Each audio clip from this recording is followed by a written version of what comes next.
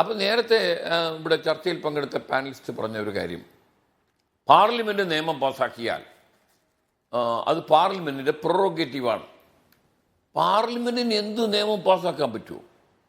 ഇതിന് സമാനമായ ഒരു നിയമമല്ലേ നമ്മളെ national judicial appointment commission. BJP പ്രതിനിധീകരിച്ച എൻ്റെ ബഹുമാന്യ സുഹൃത്ത് പറഞ്ഞു, കോൺഗ്രസ് ഇതിനെല്ലാം എതിരാണ്. നാഷണൽ ജുഡീഷ്യൽ അപ്പോയിൻമെൻറ്റ് കമ്മീഷൻ്റെ ഘടന ഈ അമിത്ഷയും മോഡിയും പ്രതിപക്ഷ നേതാവും അടങ്ങുന്ന കമ്മിറ്റിയുടെ ഘടനയല്ല. ചീഫ് ജസ്റ്റിസ്, സുപ്രീം കോടതിയിലെ 2 സീനിയർ ജഡ്ജിമാർ, ലോ മിനിസ്റ്റർ, പിന്നെ 2 എമിനന്റ് പേഴ്സൺസ്, അവരെ നിയമിക്കാം പ്രധാനമന്ത്രിയും ചീഫ് ജസ്റ്റിസും പ്രതിപക്ഷ നേതാവും അടങ്ങിയൊരു കമ്മിറ്റി. ആ ബില്ല് 99ാം ഭരണഘടനാ ഭേദഗതി ബില്ല് പാസ്സാക്കിയത് പാർലമെന്റ് ഐക്യകണ്ഠേനയായിരുന്നു. ഭരണകക്ഷിയും BJPയും കോൺഗ്രസും ഇടതുപക്ഷവും എല്ലാം ഐക്യകണ്ഠേന ആ ബില്ലിന് ശരിവെച്ചു. മാത്രമല്ല, ഒരു ജുഡീഷ്യൽ നിയമനവുമായി ബന്ധപ്പെട്ട ഭരണഘടനാ ഭേദഗതി ആയതുകൊണ്ട് തന്നെ 99ാം ഭരണഘടനാ ഭേദഗതി രാജ്യത്തെ പകുതി അസംബ്ലികൾ അത് ശരിവെക്കണം. അത് 20ഓളം അസംബ്ലികൾ ശരിവെച്ചു. ആ ഒരു നാഷണൽ ജുഡീഷ്യൽ അപ്പോയിൻമെന്റ് കമ്മീഷൻ നിയമമാണ്, ഭരണഘടനാ ഭേദഗതിയാണ് സുപ്രീം കോടതി അസാധുവായി പ്രഖ്യാപിച്ചത്. അപ്പൊ ആ നാഷണൽ ജുഡീഷ്യൽ അപ്പോയിൻമെന്റ് കമ്മീഷന്റെ ഘടന നോക്കിയാൽ ചീഫ് ജസ്റ്റിസ് ആണ്, 2 സീനിയർ സുപ്രീം കോടതി ജഡ്ജിമാരാണ്, എമിനന്റ് പേഴ്സൺസ് ആണ്.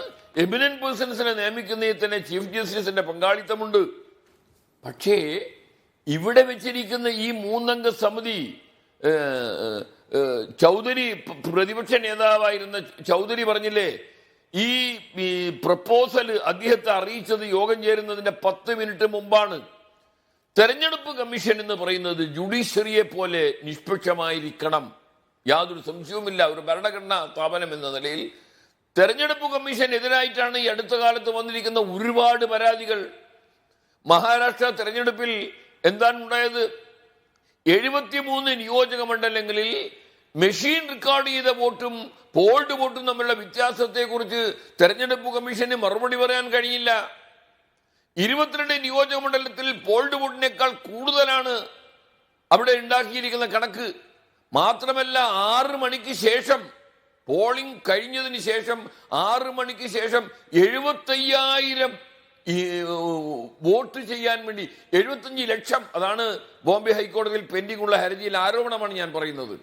അപ്പൊ ഇത്രയും ഗുരുതരമായ ആരോപണങ്ങൾ തെരഞ്ഞെടുപ്പ് കമ്മീഷന് വരുന്നപ്പോൾ കേന്ദ്രത്തിലെ ഭരണകക്ഷിയുടെ ചട്ടുകമായി പ്രവർത്തിക്കുന്ന ഒരു സ്ഥാപനമായി ഈ ഭരണഘടനാ സ്ഥാപനത്തെ മാറ്റാൻ കേന്ദ്രത്തിലെ മോഡിയും അമിത്ഷായും കാണിക്കുന്ന ധൃതിയാണ്, ഒരു അൺഹോളി ഹേസ്റ്റാണ് ഇന്നത്തെ തെരഞ്ഞെടുപ്പ് കമ്മീഷന്റെ നിയമനത്തിൽ നമുക്ക് കാണാൻ കഴിഞ്ഞത്.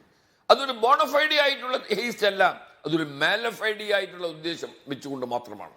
അതുകൊണ്ട് തന്നെയാണ് പറയുന്നത്, ഇത് സുപ്രീം കോടതിയുടെ വിധിയുടെ സ്പിരിറ്റിനെ എല്ലാ അർത്ഥത്തിലും ലംഘിക്കുന്നതാണ്. എന്തേ നിങ്ങൾക്ക് ചീഫ് ജസ്റ്റിസിനെ ആ പാനലിൽ നിന്ന് മാറ്റാൻ കാരണം? അമിത്ഷയും മോഡിയും എന്ന് പറഞ്ഞാൽ, അങ്ങനെയാണെങ്കിൽ ഈ സുപ്രീം കോടതിയുടെ റിട്ടിന്റെ ആവശ്യമില്ലല്ലോ. പ്രധാനമന്ത്രിയുടെ നിർദ്ദേശപ്രകാരം രാഷ്ട്രപതി തെരഞ്ഞെടുപ്പ് കമ്മീഷനെ വെക്കുന്ന രീതി